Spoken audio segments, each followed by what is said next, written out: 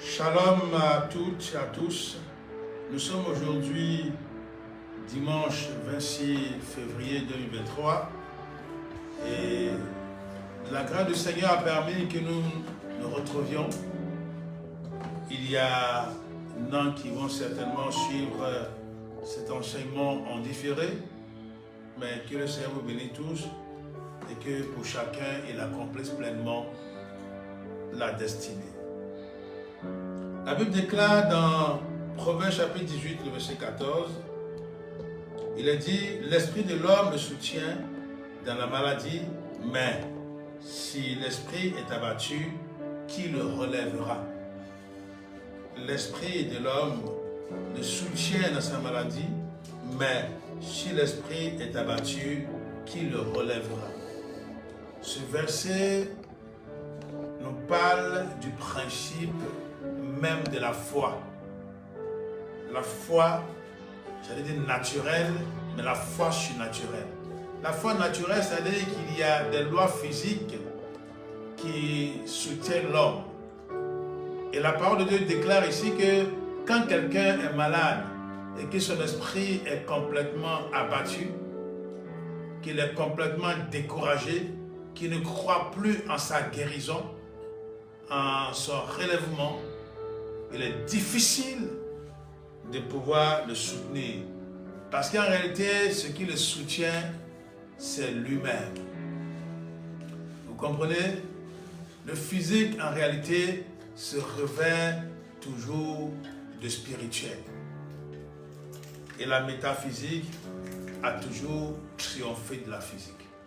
Aujourd'hui, des scientifiques font l'expérience que les pensées, que l'esprit influence fortement le corps, influence fortement l'être humain.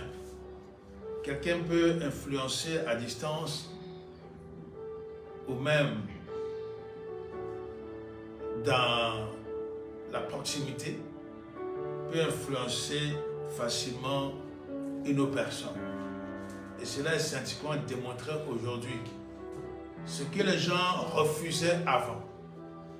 C'est pour ça que le Seigneur Jésus-Christ, quand il partait en mission, il amenait les disciples dont il était convaincu que ce sont des gens qui croient en lui et que ce sont des gens qui ont mis absolument leur confiance en Dieu. Ce matin, chers frères et sœurs, chers amis, nous allons parler de l'incrédulité. Quand l'incrédulité impose des limites à l'homme, quand l'incrédulité impose des limites à Christ, oui, même à Christ, l'incrédulité empêche le miracle. Nous allons lire pour cela Matthieu chapitre 13 et le verset 58.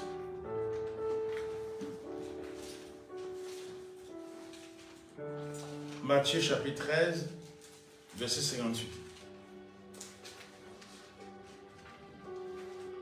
Nous lisons dans la version Parole vivante.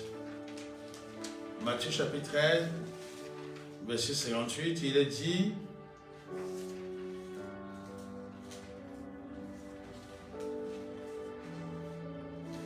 aussi ne fit-il là que peu de miracles, parce qu'il ne croyait pas en lui. Nous allons lire à partir du verset 53, Matthieu chapitre 13, verset 53. Quand Jésus finit de raconter ses paraboles, il partit de là et retournant dans la ville où il avait grandi, il se mit à enseigner ses concitoyens dans la synagogue de l'endroit, si bien qu'ils furent tout étonnés et se demandèrent, d'où tient-il cette sagesse? Avec quelle puissance accomplit-il ces miracles? C'est bien le fils du charpentier? Marie n'est-elle pas sa mère? Ses frères sont bien Jacques, Joseph, Simon et Jude. Ses sœurs ne vivent-ils pas toutes parmi nous? Alors où a-t-il pris tout cela? Verset 57. C'était pour eux une raison suffisante pour ne pas croire en lui.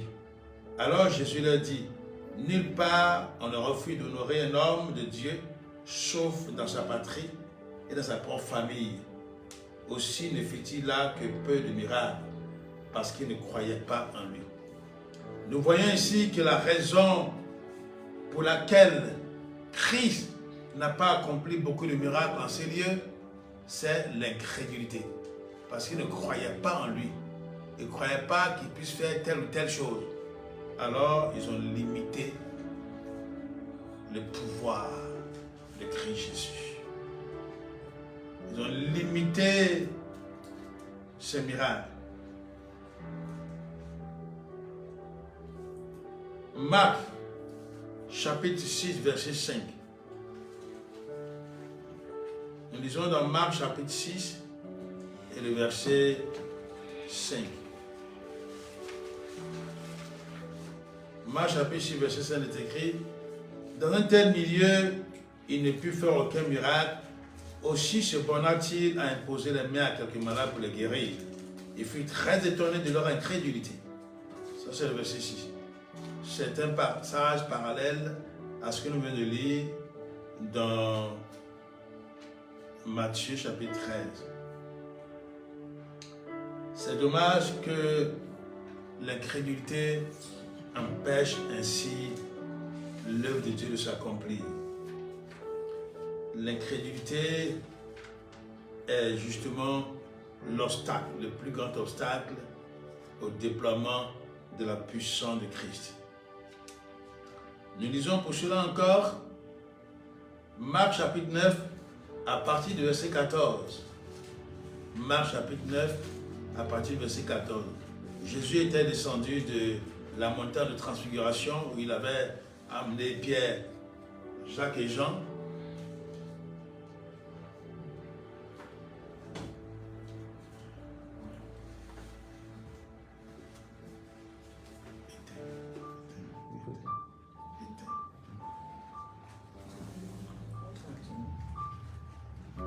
Jésus était descendu. Jésus était la bougie, il faut éteindre ça. C'est chose aléa du direct. Alors, Jésus était descendu de la montagne de la transfiguration avec ses disciples Pierre, Jacques et Jean. Et dans la vallée, il a trouvé des disciples qui étaient confrontés à un problème. Jacques 9, verset 14. Lorsqu'ils revinrent vers les disciples, ils virent une grande foule qui les entourait et les interprètes de la loi qui discutaient avec eux. Verset 15. En apercevant Jésus, tout le monde fut stupéfait. On se précipita vers lui pour le saluer. Verset 16. De quoi êtes-vous en train de discuter avec eux? Leur demanda-t-il. Verset 17. Quelqu'un de la foule lui répondit: Maître, je t'ai amené mon fils. Il est sous l'emprise d'un esprit qui le rend muet. Verset 18. N'importe où, quand cet esprit s'empare de lui, il le jette par terre. De l'écume sort de la bouche de l'enfant, il grince des dents. Tout son corps devient raide. Tout son corps devient raide. J'ai demandé à tes disciples de chasser ce mauvais esprit, mais ils n'ont pas pu le faire. Verset 19, Jésus s'adressa à eux et leur dit: quelle race incrédule! Combien de temps est-ce que je devrais donc rester avec vous? Jusqu'à quand est-ce que je devrais encore vous supporter? Amenez-moi l'enfant ici. Verset 20, on le lui amena, mais dès qu'il vit Jésus, le mauvais esprit agita convulsivement l'enfant et le jeta par terre. Celui-ci se roula sur le sol en écumant de la bouche. Verset 21, depuis combien de temps cela lui arrive-t-il? Demanda Jésus à son père. Depuis qu'il est tout petit. Verset 22, plus d'une fois, l'esprit l'a poussé à se jeter dans le feu ou dans l'eau pour le faire mourir. Si tu peux faire quelque chose, aie pitié de nous et viens à notre aide. Verset 23, si tu peux, répliqua Jésus. Tout est possible à celui qui croit. Là encore, Jésus réprime l'incrédulité. Tout est possible à celui qui croit. Verset 24, aussitôt le père de l'enfant s'écria, je crois Seigneur, mais aide-moi. Ma foi est si faible. Je crois Seigneur, viens au secours de mon incrédulité. Verset 25, Jésus, voyant les gens affluer, parla à l'esprit impur d'un ton impératif et menaçant. Esprit qui rend sourd et aveugle, esprit qui rend sourd et muet, lui dit-il, je te l'ordonne, sors de cet enfant et ne rentre plus jamais en lui. Verset 26, après avoir poussé un grand cri et secoué l'enfant, l'esprit sortit de son corps, le laissant encore inanimé. Il est sorti, dit la plupart de ceux qui avaient assisté à la scène. Verset 27, il est mort, pardon. Il est mort, dit la plupart de ceux qui avaient assisté à la scène. Verset 27, mais Jésus, prenant l'enfant par la main, l'aida à se relever. Celui-ci se tint debout. Verset 28, lorsque les disciples furent seuls à la maison avec Jésus, ils lui demandèrent, pourquoi n'avons-nous pas réussi à chasser nous-mêmes cet esprit?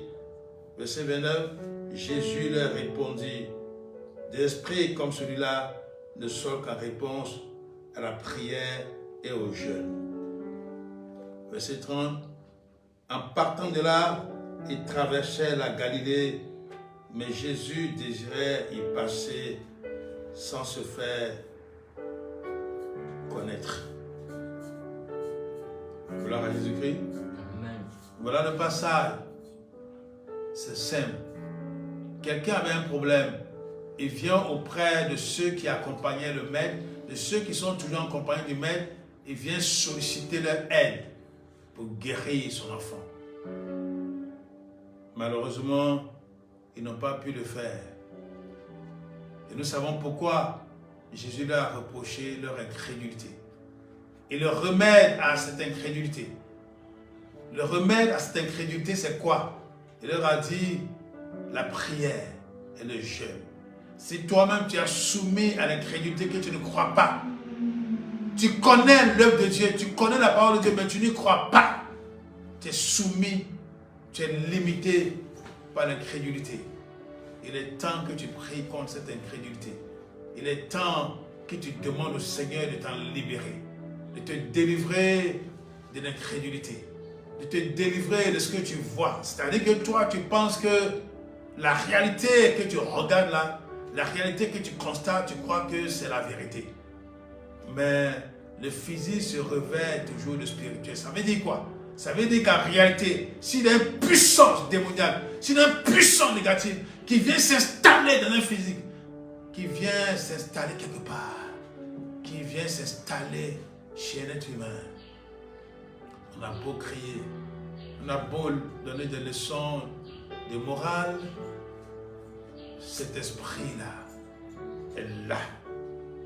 Il est bien loti. Il est bien loti. Il est bien habité. Et il ne sort pas du tout. Parce que ce que tu dis, c'est simplement de la morale.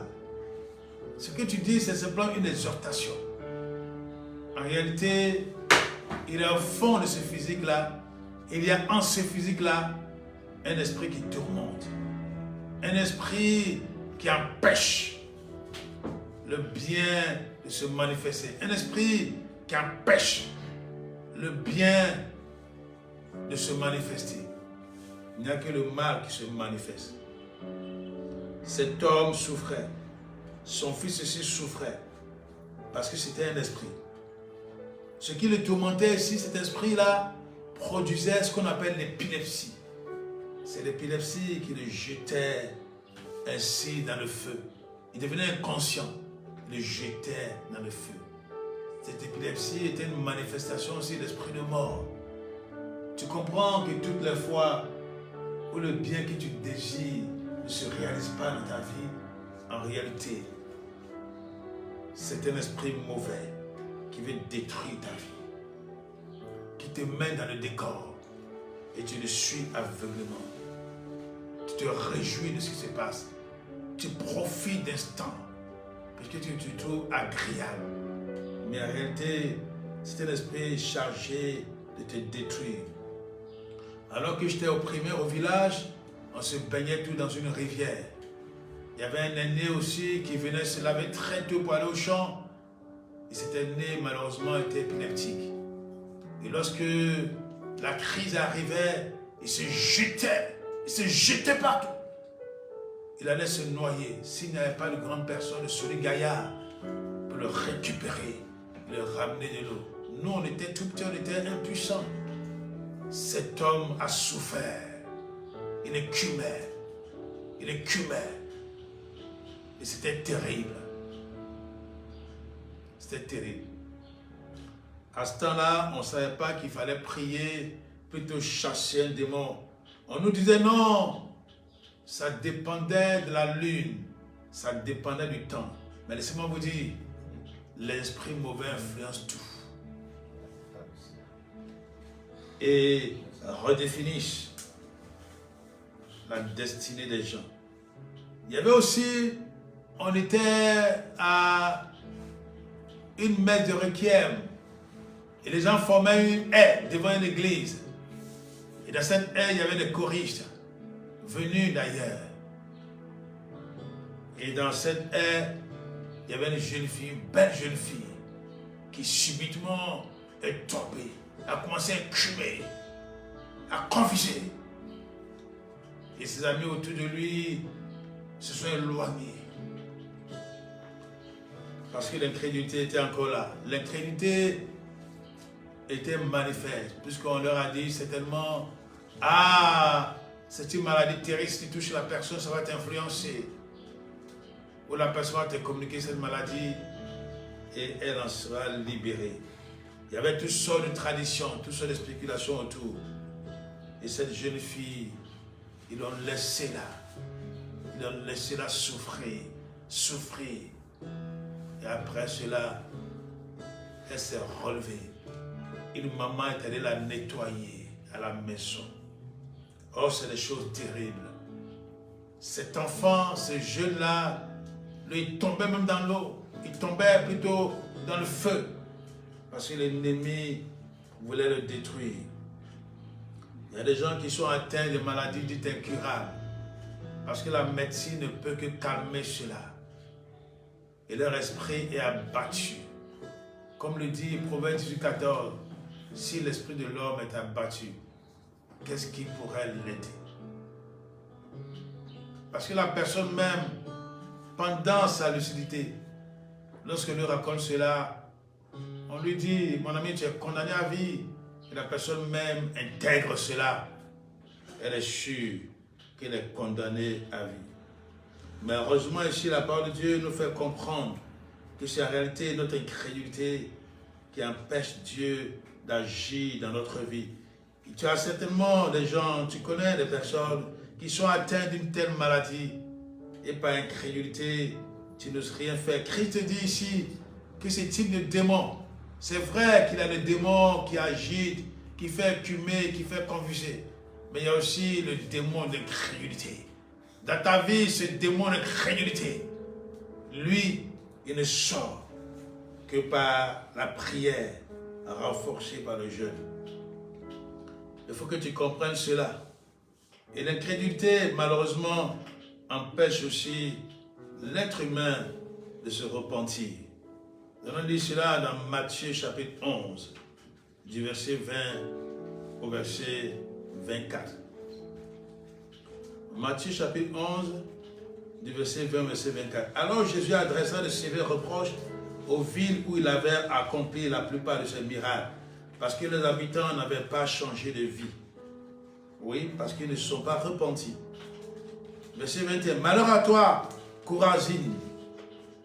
Malheur à toi, Bethsaïda. Car si les habitants de Tyr et de Sidon avaient vu les miracles qui ont été accomplis chez vous, il y a longtemps qu'ils auraient changé de vie. En revêtant des vêtements de deuil et en se couvrant de sang, comme les filles des habitants de Ninive. Verset 22, c'est pourquoi, je vous le déclare, au jour du jugement, ces villes seront traitées avec moins de rigueur que vous. Verset 23, et toi, Capernaum, Crois-tu que tu seras élevé jusqu'au ciel? Pas du tout. C'est en enfer que tu seras précipité. Car si Sodome avait été témoin chez elle des miracles qui ont eu lieu chez toi, elle existerait encore aujourd'hui. Verset 24, c'est pourquoi, je vous le déclare, au jour du jugement, le pays de Sodome sera traité avec moins de rigueur que toi.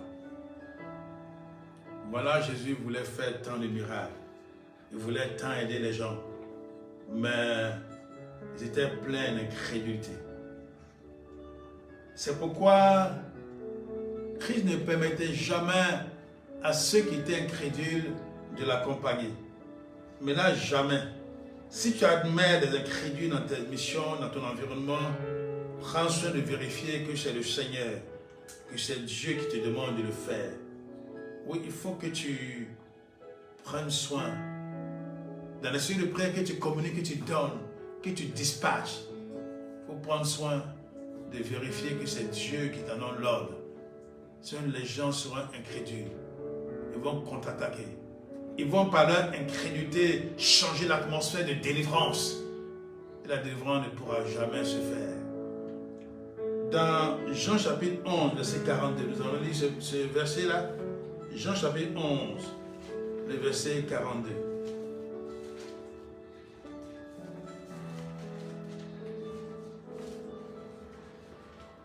Dans Jean chapitre 11, verset 42, peut-être qu'il faut qu'on lise à partir du verset 38. Il s'agit de la résurrection de Lazare, victoire sur la mort. Jean chapitre 11, verset 38. Une fois de plus, Jésus fut intérieurement bouleversé. Il arriva au tombeau, c'était une grotte,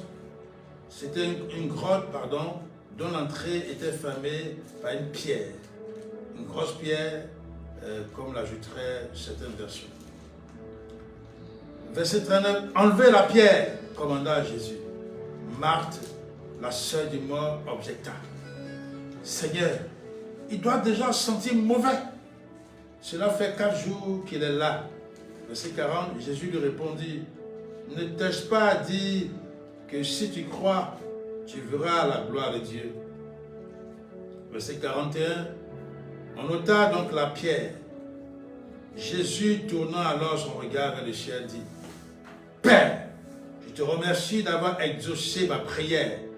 Verset 42, pour moi, je sais bien que tu m'exauces toujours, mais je parle ainsi à cause de tous ces gens qui m'entourent, pour qu'ils croient que c'est bien toi qui m'as envoyé.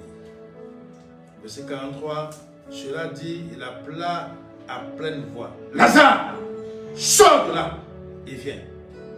Verset 44, et voici que le mort apparaît, les pieds et les mains entourés de bandes, les visages recouverts de sueur.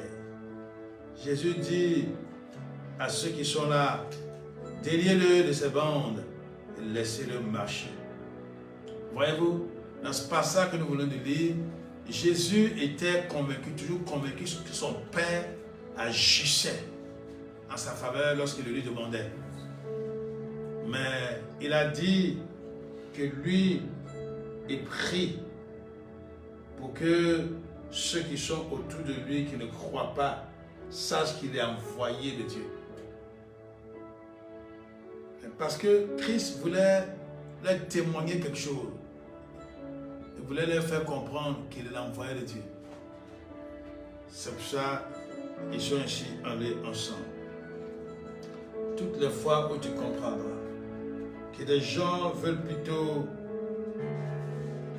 troubler ta mission, il ne faut jamais les amener. Il faut faire en sorte que ces personnes ne t'accompagnent pas. Ne leur donne même pas de suite de prière. Ne leur en donne pas. Nous allons lire nos passages dans Marc chapitre 5. Nous allons le lire à partir du verset 36.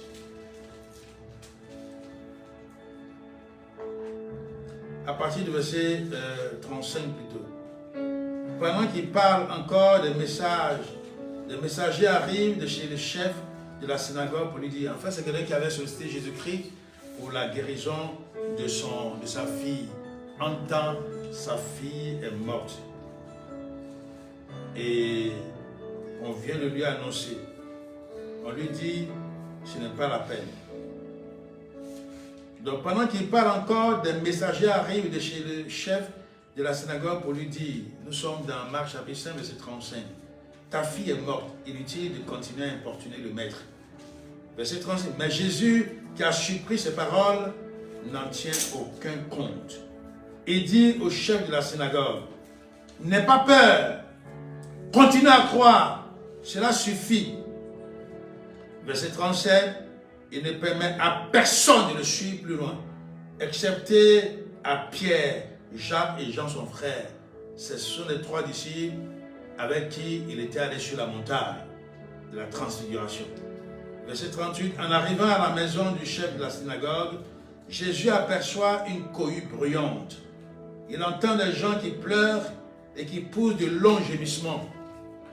Verset 39, il entre dans la maison et leur dit, pourquoi tout ce tumulte?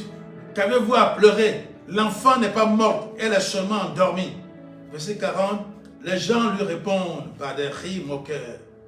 Après avoir mis tout le monde à la porte, à la porte, Jésus prend avec lui le père et la mère de l'enfant, ainsi que les disciples qui l'accompagnent. Il entre dans la pièce où l'enfant est couché. Verset 41, il lui prend la main en disant, Talitha Koumi, ce qui veut dire, en araméen, jeune fille, lève-toi, je te l'ordonne. Verset 42, aussitôt, la jeune fille se lève et se met à marcher. Elle a environ 12 ans. Ses parents et les autres témoins du miracle sont frappés de stupeur. Voilà ce qui se passe. On appelle Jésus quelque part pour prier pour une jeune fille en train de décéder et les messagers disent à Jésus, ce n'est pas la peine d'y arriver parce que l'enfant est déjà mort. Jésus, qui savait que Dieu allait racheter l'enfant, arrivé là-bas, il calme d'abord les pleureurs, il n'entre même pas dans la salle avec tout ce monde, mais il invite à entrer dans la salle la mère et le père, parce qu'il sait que ceux-là ont le cœur lourd, ils sont préoccupés, ils ont intérêt que cette jeune fille vive, et par conséquent ils croient. Les invite à entrer dans la chambre avec lui. Et les disciples qui ont vu sa gloire, qui ont été témoins de sa gloire, Jésus les invite aussi. Parce que là, il sait que l'incrédulité a reculé, le doute a reculé. Amen. Et lorsqu'il prononce la prière, rien ne peut faire obstacle à cette prière-là. Rien. Aucune autre pensée ne peut faire obstacle à l'exaucement de cette prière. Ce que nous devons faire, c'est de nous faire accompagner toujours de personnes qui croient. De personnes qui croient en la parole de Dieu, qui sont convaincus que Dieu est douce. Et nous devons ainsi laisser à part, chasser même ceux qui ne croient pas. Parce que quand ils viennent, ils deviennent un relais du diable. Ils deviennent un relais de l'esprit de mort. Ils deviennent un relais de l'esprit d'échec. Ils deviennent un relais de l'esprit de pauvreté. Il y a des gens qui ont été ainsi dépouillés toute leur vie durant parce qu'ils ont séjourné avec des personnes qui ne croyaient pas du tout. Avec des gens qui ne croyaient pas qu'ils pouvaient réussir. Même cette foi naturelle les a empêchés de semer, les a empêchés de construire, les a empêchés de faire ceci, cela. Parce qu'en réalité, ils ne voulaient pas du bien. Et l'ennemi les a placés là. Rien qui peut les empêcher d'entrer dans leur destinée. Si tu distingues cela, prends soin de chasser de ta vie l'incrédulité. Prends soin de chasser de ta vie le doute. Et marche allègrement dans la victoire. Dépouille-toi. Sépare-toi de tous ceux qui ne croient pas. Sépare-toi de tous ceux qui attaquent ta destinée. Parce qu'en réalité, tu crois que c'est les bienfaiteurs. Tu crois que ce sont tes amis. Mais en réalité, ce sont des gens qui sont comme des relais. Et qui te combattent, qui te combattent. Jésus n'a pas pu faire le miracle à Chorazine. Du moins, quelques minutes frétins. Parce qu'en réalité, des esprits étaient là. Ces personnes qui l'entouraient étaient ainsi habitées par des esprits mauvais. Pour l'empêcher de faire rayonner la gloire de Dieu. Pour l'empêcher de faire rayonner le règne de Dieu. C'est ce que tu dois comprendre. Ceux avec qui tu marches, ceux qui te côtoient, ceux avec qui tu manges, ceux dont tu crois être tes amis, tu penses qu'ils ont une certaine amitié pour toi. Tu crois que ce sont des personnes de bien. Sépare-toi d'eux. Sépare-toi de ces personnes. Parce qu'en réalité, ils sont remplis d'incrédulité. Et comme le spirituel influence toujours le physique, tu comprendras que tu ne vas pas démarrer.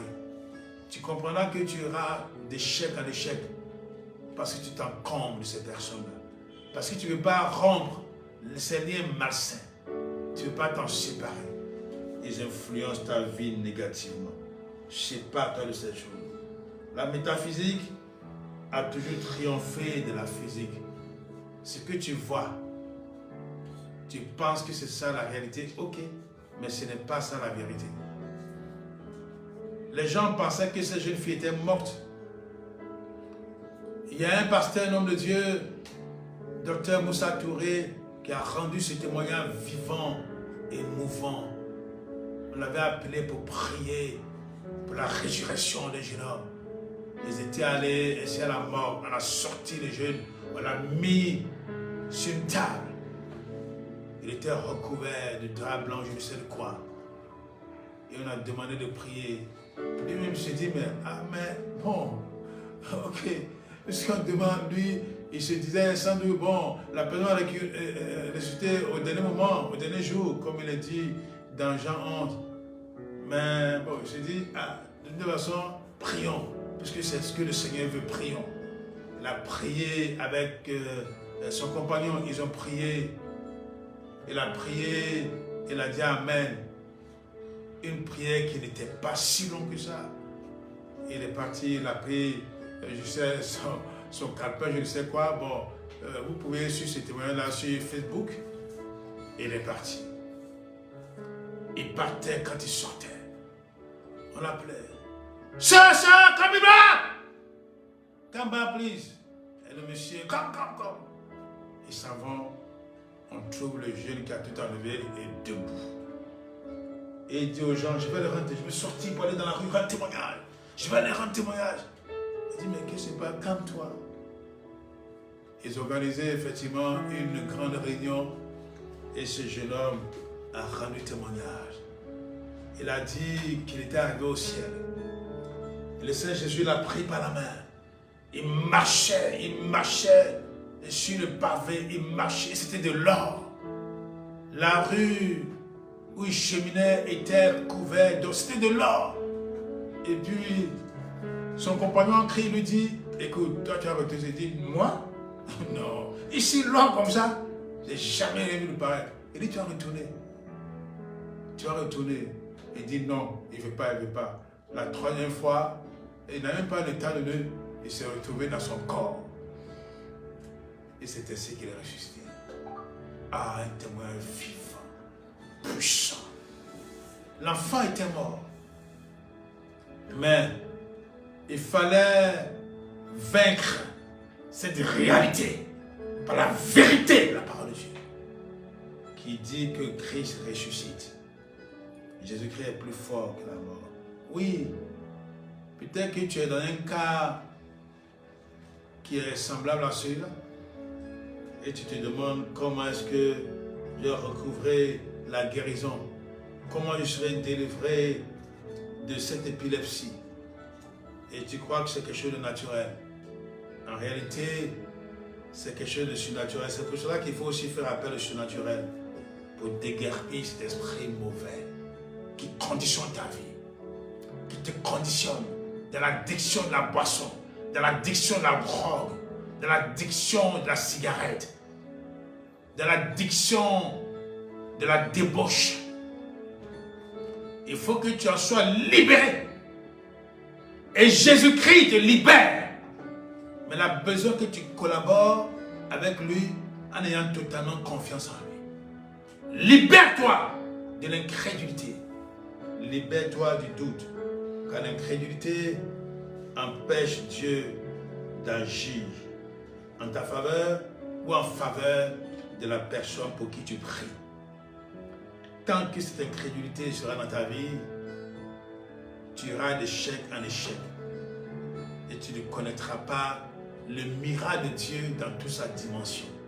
Libère-toi de ces choses et remets entièrement ta confiance en Christ Jésus pour triompher de la mort, pour triompher de la maladie, pour triompher de l'échec, pour triompher de tout ce qui t'est en opposition et tout ce qui est négatif dans ta vie, pour triompher du célibat, pour triompher aussi du chômage, pour triompher de quoi que ce soit de négatif auquel tu es confronté. Remets ton espérance, remets ta confiance, mets ta confiance en Christ Jésus et tu verras la gloire de Dieu. Amen. Tu vas demander au Seigneur de t'aider, de venir au secours de ton incrédulité, comme l'a fait ce père de famille. Demande-lui, crie à lui. Demande-lui de venir au secours de ton incrédulité. Parce que si ton esprit est abattu, rien d'autre ne pourra te soutenir. En réalité, c'est cela qui influencera ton corps. Les pensées qui sont négatives, les pensées qui sont rebelles à la parole de Dieu qui te dit que Dieu envoie sa parole pour te guérir. Les pensées qui te disent non, c'est faux. Oh, ces pensées sont telles et qu'il faut soumettre à la Seigneurie de Jésus-Christ de Nazareth. Ton incrédulité, le doute qui t'envahit, soumets-le à la puissance de Jésus-Christ parce qu'il est le chef de toute souveraineté et de toute puissance. Si tu es dans un environnement où des gens disent des paroles négatives et conditionnent ainsi, et le magnétisme t'influence, il faut te lever de là. Il faut sortir de là. Il faut faire ta retraite afin que tu sois face à face avec Christ Jésus, comme l'a fait Jacob, comme beaucoup de personnes l'ont fait, comme Noé l'a fait en s'éloignant de cette génération perverse et corrompue. Agis, libère-toi. Dans Éphésiens chapitre 2, verset 2, il est dit que la mentalité ambiante est influencée par l'ennemi. Alors si tu aimes discuter avec les gens, ceux avec qui tu es, dont tu ne veux pas te séparer, c'est eux qui te conditionnent.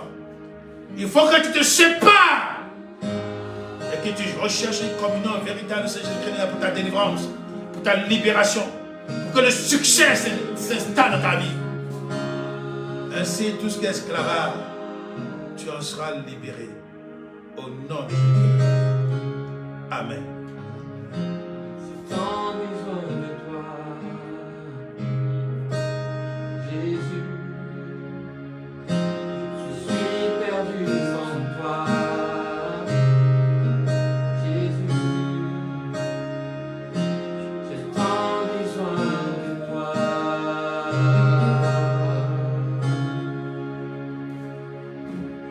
Et moi.